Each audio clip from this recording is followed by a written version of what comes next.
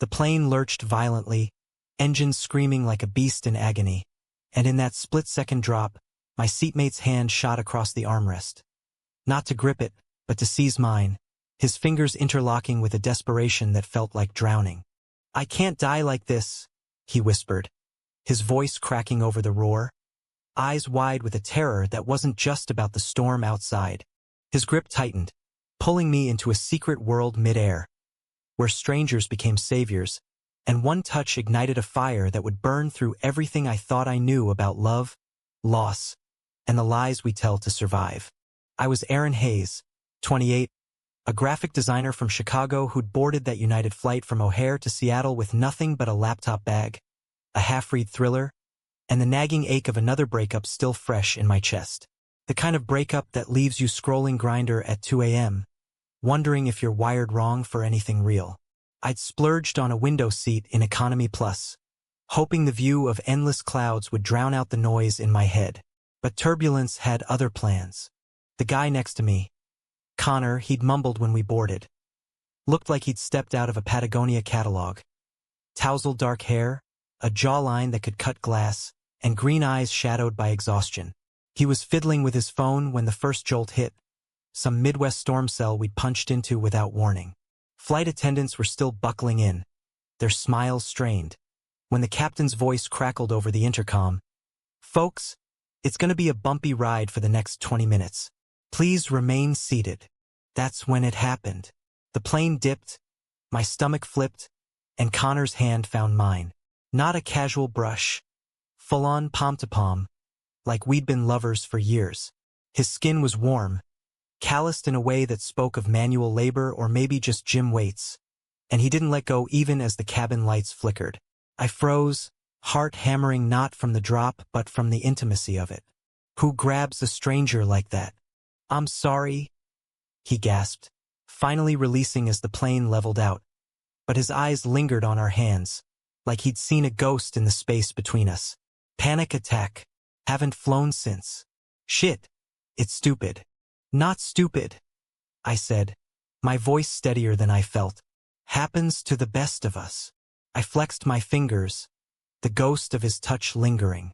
Up close, he smelled like cedar and coffee, the kind of scent that sticks to your clothes after a long hug. He leaned back, rubbing his temples. "Connor Riley, architect from Boston. You, Aaron Hayes, Chicago, fleeing a bad ex and a worse deadline." I grinned, trying to lighten the air, but his laugh was low, genuine, cutting through the hum of recirculated oxygen. The storm raged on, but we talked. Or rather, he spilled. Turns out Connor was heading to Seattle for a job interview, some high-rise project downtown that could make or break his career. Divorced at 25, no kids, but a family back east that still whispered disappointment every holiday call. He didn't say it outright, but I caught the undercurrent. The ex was a woman, the marriage a cover he'd worn like a too-tight suit until it ripped him apart. "You're gay?" I asked, blunt as Chicago winters, when he mentioned the divorce in passing. He nodded, slow, like testing the word. "Yeah, figured it out too late. Or maybe right on time." "You?" "Flamboyantly so." I winked, and he chuckled again, the sound warming the cramped space. We swapped stories. My string of bar hookups that always fizzled by morning. His quiet nights sketching blueprints by lamplight, dreaming of buildings that touched the sky but couldn't touch the loneliness inside. By the time the seatbelt sign dinged off, the plane had descended into smoother skies, the Pacific Northwest's jagged peaks peeking through cotton candy clouds. Connor's hand brushed mine again as he reached for his water bottle. Accidental this time, but neither of us pulled away fast. "Hey," he said, scribbling on a napkin. "If I don't bomb this interview, coffee? Text me." I took the number, our fingers lingering one beat too long. As we deplaned at Seattle-Tacoma, weaving through the chaos of reclaiming bags and rental cars, I felt it, a pull, like gravity shifting. Seattle's drizzle greeted us outside, misting the air with that Pacific promise of reinvention. I hailed an Uber to my Airbnb in Capitol Hill, but my mind was already miles ahead, replaying the warmth of his grip. That night, alone in a loft with exposed brick and a view of the Space Needle glowing like a beacon. I texted him.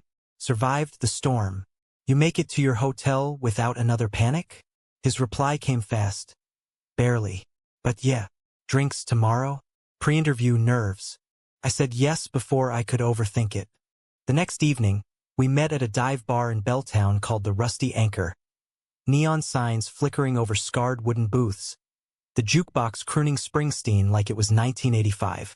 Seattle's rain pattered against the windows, turning the streets into mirrors of blurred taillights. Connor arrived 5 minutes late, shaking water from his hair, his button-down clinging just enough to hint at the lean muscle beneath. Traffic, he muttered, sliding into the booth with a sheepish grin. Or excuses. Take your pick. We ordered IPAs. Local craft, hoppy and bitter like the truths we weren't ready to swallow yet. Conversation flowed easy at first.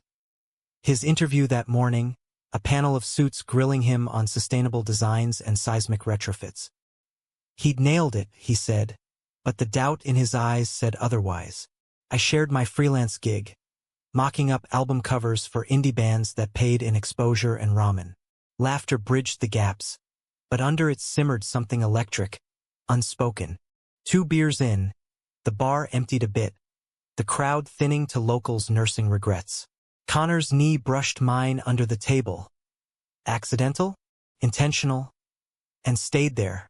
So, he said, voice dropping, that hand-holding thing on the plane. Not my smoothest move. I leaned in, the buzz of alcohol loosening my tongue. Smoothest? It was hot. Desperate times, right? His flush was immediate, cheeks pinking under the dim lights, and I pressed. Tell me about the ex. The one who made flying feel like freefall. He stared into his glass, foam swirling like storm clouds. Lydia, high school sweetheart. We married because expectations. Boston Irish Catholic, you know? Dad's a cop. Mom's the saint who prays for sinners like me. His laugh was hollow. Came out to them last year. Divorce finalized 3 months ago. They haven't spoken to me since. The weight of it hit me like the rain outside, heavy, unrelenting. That's brutal, I murmured, my hand finding his across the table, mirroring the plane. This time he turned it palm up, lacing our fingers. His thumb traced my knuckle, slow, deliberate. Your turn, he said softly. What's got you running to Seattle? Bad ex sounds like code for heartbreak. I hesitated, the words sticking like damp wool. Evan. 2 years. Thought he was it, the guy who'd stick around after the honeymoon phase. Turns out he stuck around for my address, mostly. Last I saw, he was packing while I was at work. Left a note. It's not you, it's the rent. I forced a shrug, but Connor's grip tightened, his eyes fierce. Bastard. You deserve better. The way he said it, low and earnest, sent a shiver down my spine. We lingered there, hands linked, the bar fading to a hum. When the server cleared our empties, Connor leaned closer, breath warm against my ear. Walk me back? My hotel's just around the corner. The rain had picked up, sheets of it slashing the sidewalks, but we didn't care. Umbrella-less, we dashed through alleys slick with neon reflections, laughing as water soaked our clothes. At his door, a boutique spot with a view of Elliott Bay, he paused, keycard hovering. Aaron, thanks. For listening. For not running. I stepped closer, the space between us charged. Who said I'm not running toward something? My hand cupped his jaw, stubble rough under my thumb, and he closed the gap. The kiss was tentative at first, lips brushing, testing, then hungry, his body pressing mine against the doorframe. He tasted like hops and salt, hands roaming my back, pulling me into the heat of him. We stumbled inside, shedding wet shirts on the carpet, the room a blur of king bed and city lights. It wasn't rushed porn star frenzy.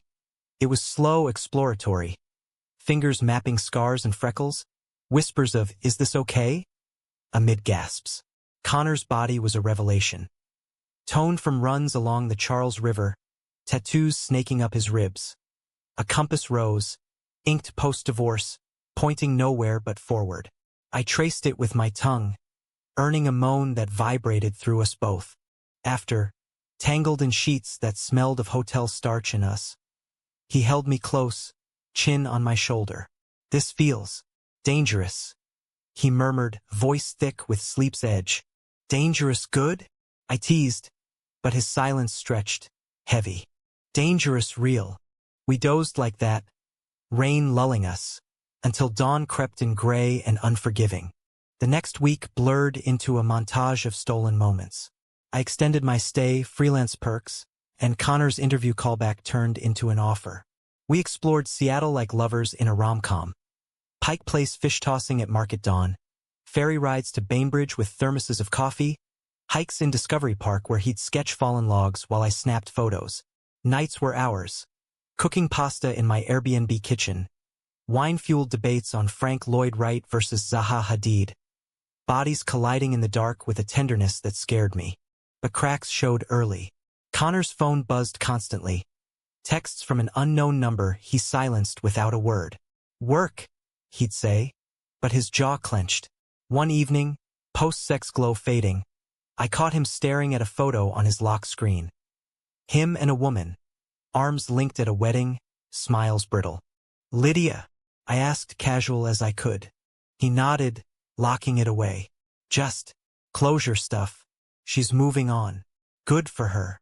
I didn't push, but the seed of doubt took root. Was I rebound?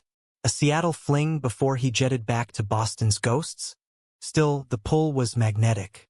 On our 7th night, he took me to a rooftop bar in South Lake Union. The city sprawling below like a circuit board of lights. We danced, awkward, laughing, to indie tracks, his hands on my hips guiding me.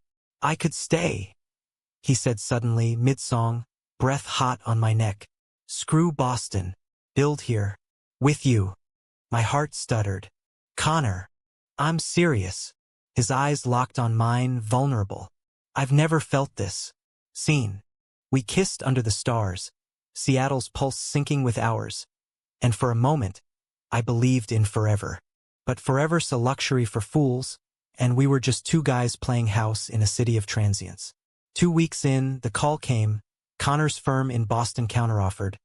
A promotion with his name on a skyline project. "It's my dream," he told me over breakfast tacos at a food truck, voice laced with guilt. "But leaving you. Shit, Aaron." "Don't," I said, forcing brightness. "Go. Nail it. We'll figure the distance." Lies, both of us knew it, 3,000 miles of bad Wi-Fi and worse time zones. He left on a red eye, our goodbye at the airport a tear-streaked mess in the departures lounge. "Video every night," he promised, kissing me deep, hands fisting my jacket. "And tickets booked for Thanksgiving. Your place, Chicago." I nodded, throat tight, watching his gate swallow him whole. Back in my loft, the silence echoed. Texts pinged constant at first, hearts, dick pics, voice notes of him humming off-key in hotel showers. But work swallowed him. 12-hour days, client dinners that stretched to dawn. Calls dropped to twice weekly, his exhaustion bleeding through the screen. I threw myself into gigs. A mural for a queer youth center in the U District, vibrant murals of intertwined hands defying gravity. Kept the loneliness at bay, mostly. Friends back home texted invites to bars, but I demurred. Seeing someone. They cheered, oblivious to the ache. Thanksgiving loomed, tickets confirmed. I prepped grocery runs for turkey and pie, even dusted off Grandma's recipe for cranberry relish. The day before, excitement buzzed like pre-flight nerves. Then his text, flight delayed, storm East Coast, stuck in Seattle layover. Meet me at Seattle-Tacoma? Heart leaping, I raced to the airport, weaving through holiday hordes with a sign scribbled on notebook paper. "Riley? Eat shit and die. Love, Aaron." He emerged from arrivals disheveled, duffel slung over shoulder, and crushed me in a hug that lifted me off my feet. "Missed you," he growled, mouth claiming mine right there, uncaring of stares. We detoured to my place instead of his connecting flight. "One night," he said. "Then Chicago tomorrow." The sex was frantic, reclaiming, bodies slick with sweat and relief. Afterward, curled against him, I traced that compass tattoo. "East to Chicago," I murmured. Our true north. He kissed my forehead. Always. But dawn brought reality. His phone lit up. Missed calls from Boston. He answered in the bathroom, voice low, urgent. I caught fragments. Doc can't just bail. Family expects. When he emerged, face ashen, my stomach dropped. What? I demanded, sitting up. Family emergency. Dad's heart scare. I have to go home first. His eyes pleaded. Chicago next weekend. Promise. Lies have a texture, sticky, sour. I swallowed it down. Go. Tell him hi from the boyfriend he doesn't know exists. He winced but left. Another airport kiss. This one tasting of goodbye. Chicago waited a week later, but Boston intervened again. Project deadlines, he claimed. Texts grew sparse, excuses piling like snowdrifts. By New Year's, I was cracking. Scrolling his Instagram. Posts of half-finished blueprints, no mentions of me. A story popped, him at a bar with colleagues. Arms slung around a guy who looked too familiar, too touchy. Who's that? I texted, casual thumb hovering. Just work bro, miss you. Heart emoji, but no call. Doubt festered into dread. I booked a flight to Boston on impulse, confront or combust. Landed in Logan amid a nor'easter, wind howling like accusations. His apartment was in Back Bay, brownstone charm hiding the chaos inside. Blueprints strewn, takeout boxes fossilizing on counters. He opened the door shirtless, eyes widening. Aaron? What the? Surprise? I bit out, shoving past. The place reeked of stale smoke and regret. On the coffee table, a bottle of Jameson, half empty, and a photo frame face down. Him and Lydia, wedding day. He closed the door, hands up. This is insane. Good insane. I was gonna call. Bullshit. I whirled, voice breaking. You've been ghosting me for weeks. That work bro on IG? Spill. His face crumpled. It's not God, Aaron, sit. Please. We sank onto the couch, knees touching like old times. The story poured out in fits. The promotion was real, but so was the pressure. His dad recovering, but wielding guilt like a scalpel. Come home for Christmas, he'd said. Bring the firm glory. Connor had caved. Attending family dinners where mom's rosary beads clicked judgments. Dad's coughs underscoring silences about that phase. And the guy. I pressed, jealousy a knife twist. Mark. Old college friend. Harmless flirting. I was drunk, lonely. Nothing happened. His hand reached for mine, but I pulled back. Lonely? While I'm in Seattle. Waiting like an idiot. Tears welled in his eyes. Green storms. I know. I'm scared. Okay? It's the first real thing since the divorce. What if I fuck it up? You already are. The words hung, venomous. We argued then, voices rising over the gale outside. Me accusing avoidance, him defending survival. It peaked when I grabbed the photo frame, hurling it against the wall. Glass shattered, shards glinting like broken promises. See, I yelled, chest heaving. That's us. Shattered because you won't fight for this. He stood, face streaked. I am fighting. Every day against them, against me. But I can't lose you too. The fight drained us, leaving husks. We made up in fragments. Apologies whispered over cold pizza. Bodies seeking solace in his bed. It was tender, almost healing. His touches mapping forgiveness. I'll come out fully, he vowed at dawn, holding me as snow blanketed the city. To them, to everyone. For us. I believed him, fragile as it was. Spring thawed Boston's grip, and with it, Connor's resolve. He flew to Seattle monthly now. Red Ice funded by the promotion, crashing into my arms with stories of progress. A quiet dinner where he'd held Dad's hand, saying, I'm gay pop, and happy. The old man's grunt wasn't acceptance, but it wasn't rejection. A crack in the armor. I visited too, navigating his world. Walks along the esplanade, hands linked defiantly. Brunches where he'd introduce me as Aaron, my partner.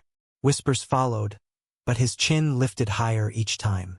Summer hit like a heat wave, our rhythm sinking. We dreamed big, him transferring to a Seattle firm, Me expanding freelance to the West Coast. Vacations whispered. Road trip down Highway 1. Tent pitched on Big Sur cliffs. Love felt solid, a foundation poured deep. But betrayal brews in the quiet hours. It started with a package at my door. Unmarked. Heavy. Inside. A USB drive and a note in block letters. Truth hurts less than lies. Heart pounding, I plugged it in. Videos. Grainy, timestamped to February, months after our plane meet, weeks before his Boston ghosting. Connor and Mark, in that same Back Bay apartment. Bodies entwined on the couch we'd argued on. Moans, whispers. Miss this, Mark said. Lydia never knew. Connor's reply, muffled. Don't stop. Nausea roiled.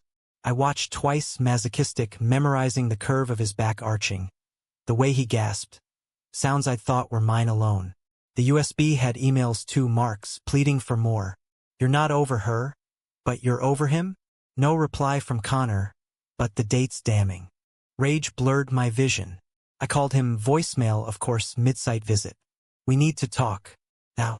Seattle, Tacoma. Tonight. No details, just the command. He arrived frantic, duffel abandoned at security, hailing a cab straight to me. Aaron? What's wrong? Your message. I thrust the USB at him, face thunder.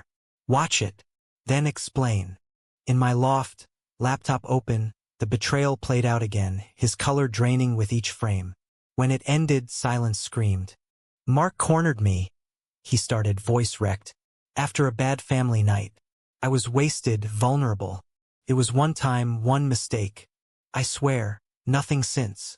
One time. I laughed, bitter shards.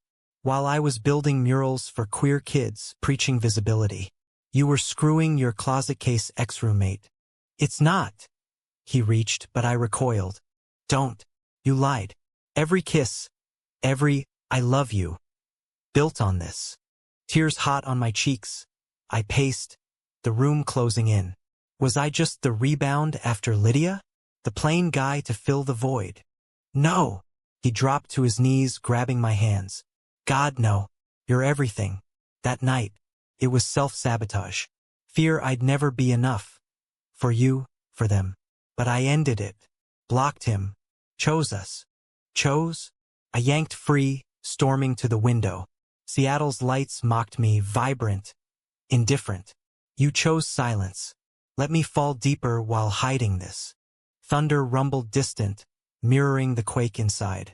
He stood, arms wrapping from behind, chin on my shoulder. Punish me, hate me, but don't leave. I can't breathe without you. I turned, shoving him back. Not hard, but enough. You don't get to decide that anymore. The words cracked me open, vulnerability spilling. I loved you, Connor. Fully. And you betrayed that. We shattered then, not with shouts but sobs. He wept first, collapsing against the wall, body racked. I joined, sliding down beside him, our foreheads touching in shared ruin. Hours passed in fragments. Accusations laced with memories, his confessions raw. I thought if you knew, you'd see the broken parts and run. My retorts, I would have stayed. For the real you, not this half-life. Dawn crept, gray as grief. What now? He whispered, fingers brushing mine. Tentative, hopeful. I don't know. Exhaustion waited us. But, go, process. I'll call when I can think straight. He nodded, broken but unbroken, kissing my knuckles before leaving. The door click echoed like finality. Days blurred into weeks. Me burying in work, sketching abstracts of fractured skylines. Him texting apologies, space-respecting voids. Friends rallied. Brunches with queer chorus pals. Hikes where I screamed into wind. Healing wasn't linear, but it crept. One night, 3 weeks post-betrayal, a knock. Connor, rain-drenched, holding a portfolio tube. Hear me out. Eyes pleading, I stepped aside. Inside, he unrolled blueprints. Not a building, but us. A house on a Seattle hill, modern lines with a studio for my art. His office overlooking the sound. Annotations in margins. Room for ghosts to fade. Space for truths. At the bottom, designed for two. If you'll have me. Tears pricked. This, after everything. Redemption's not blueprints, he said softly. It's action. I've told my family, full story, the affair, the growth. Dad called me brave. Mom's praying, but talking. He knelt again, not dramatic, just real. I love you, Aaron. Mess and all. Let me prove it. The climax crested, not fireworks, but a quiet roar. I pulled him up, our kiss salt-sour with tears. Slowly, I murmured against his lips. No more secrets. Slowly, he echoed. Summer waned into fall, our rebuild tentative as new construction. Scaffolding of therapy sessions, his for family wounds, mine for trust fractures. Date nights laced with check-ins. Scale of 1 to 10. How's the doubt today? We laughed more, loved deeper. The betrayal a scar that ached but didn't fester. Connor transferred to a Seattle firm. Sustainable high-rises hugging the skyline. His designs whispering resilience. I landed a full-time gig at a design collective, murals blooming across the city. Intertwined figures defying storms, inspired by us. We moved in together. His blueprints realized in a Queen and Victorian, creaky floors and bay windows catching dawn. Holidays tested us. Thanksgiving in Chicago. My mom's initial stiffness melting over pie when Connor charmed with stories of Irish soda bread disasters. Christmas in Boston. His family's table tense at first, Dad's handclasp lingering, Mom's quiet welcome over eggnog. No perfection but progress, human, messy. Winter storms came, mirroring our plain meat, but now we gripped hands laughing. Turbulence, just weather. One blustery February eve, atop that rooftop bar where he'd first whispered forever, Connor dropped to one knee. Not with a ring, but a sketch. Wedding vows etched in architectural lines, two lives merging. Marry me? He asked, voice steady. Build the rest with me. Tears blurred the city lights. Yes, I said, pulling him up into a kiss that tasted of home. Cheers erupted from strangers below, Seattle's queer heartbeat. The wedding was small, spring blooming. Cherry blossoms in Volunteer Park, vows exchanged under a gazebo we designed together. Vows not of fairy tales, but truths. I promise to hold your hand in storms, to confess the shadows, to choose us every dawn. Rings simple, titanium bands engraved with compass points, north to each other. Years folded forward. We adopted a rescue mutt named Turbulence. Turb, for short, his barks greeting us home. Connor's buildings rose, eco-towers that housed queer youth centers, my murals adorning facades. Conflicts came. Fights over overtime, the ache of infertility dreams deferred. But we navigated, therapists and tantrums forging stronger beams. One anniversary, mid-flight to Hawaii, honeymoon redo. Turbulence hit. Connor's hand found mine. Instinctive. Remember? He grinned, eyes sparkling. Always. I squeezed back, the world steady below. Life isn't blueprints or hooks. It's the unexpected drops, the grips that save. We fell into each other at 30,000 feet. And though gravity pulled hard, love's the force that lifts. In the end, it's not about perfect endings, but the humanistic grace to rebuild from ruins. We're still building, flawed, fierce, forever intertwined. And in quiet moments, watching Seattle's rain-traced window panes, I know, some turbulence changes everything. For the better,